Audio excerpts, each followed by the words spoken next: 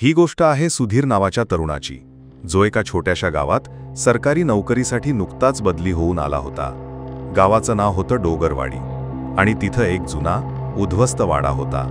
गावकरी त्याला सावलीचा वाडा म्हणायचे. सुधीरच्या बदलीचं ठिकाण खूप आत गावाच्या जंगलाजवळ होतं. घर शोधता शोधता त्याला स्वस्तात एक माळरानावरचं घर मिळालं, वाड्याजवळचं. गावकऱ्यांनी त्याला बजावलं, त्या वाड्याजवळ रात्री जाऊ नकोस, तिथं एक काळी सावली दिसते. अनेक जण गायब झालेत, पण सुधीर हसत म्हणाला, भूत वगैरे असत नाहीत, तो फक्त अंधश्रद्धा आहे.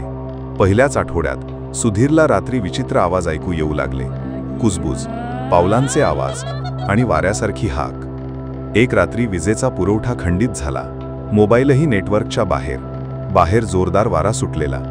सुधीर झोपायला जात असतानाच त्याच्या खिडकीबाहेर एक काळी सावली दिसली. स्त्रीसारखी आकृती, केस मोकळे, डोळे चकाकणारे, आणि ती हळूहळू खिडकीजवळ येत होती. सुधीरने दार बंद केले, पण तो खिडकीकडे पाहतच राहिला. ती सावली तिथंच उभी होती, हसत होती. तिच्या डोळ्यात एक विचित्र क्रूरपणा होता. रात्री 3 वाजता एकाएकी दरवाजावर ठोठावणं झालं. सुधीर, दार उघड, मी आले.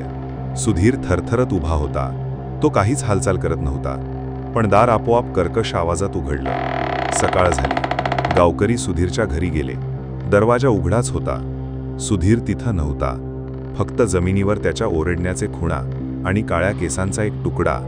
त्या दिवशीपासून तो वाडा पूर्णपणे बंद झाला आणि सुधीर, तो पुन्हा कधीच दिसला नाही. सुधीरच्या अचानक गायब होण्याने डोगरवाडी पुन्हा एकदा हादरलं. गावकऱ्यांनी वाड्याजवळ जायचं थांबवलं, पण एक व्यक्ती होती जी ही गोष्ट विसरू शकत नव्हती. सुधीरचा लहान भाऊ राहुल.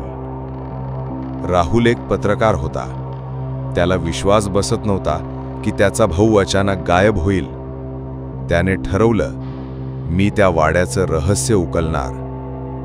राहुल गावात आला.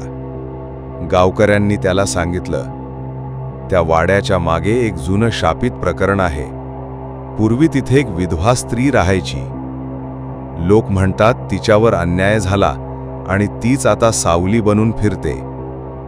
राहुलने जुने दस्तावेज शोधले. वाड्याचा इतिहास 1850 पर्यंतचा नोंदलेला होता. तिथं विभावरी नावाची एक स्त्री राहत होती. ती प्रेयसाच्या मृत्यूनंतर वेडी झाली होती. लोकांनी तिला भूत बिवळी म्हणत घरातून हकलून दिलं, पण तिने शेवटी त्याच वाड्यात आत्महत्या केली.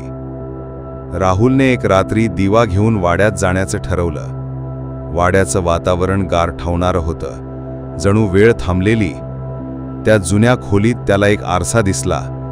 आरशात एक स्त्रीचं प्रतिबिंब होतं. काळे केस, पांढरा चेहरा आणि भेसूर डोळे.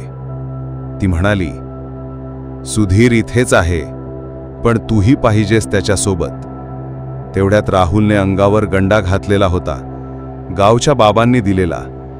तो गंडात चमकला आणि सावली आरशातून कळवळून गायब झाली. राहुलने वाड्यात एका भिंतीमागे एक लपलेली खोली शोधली.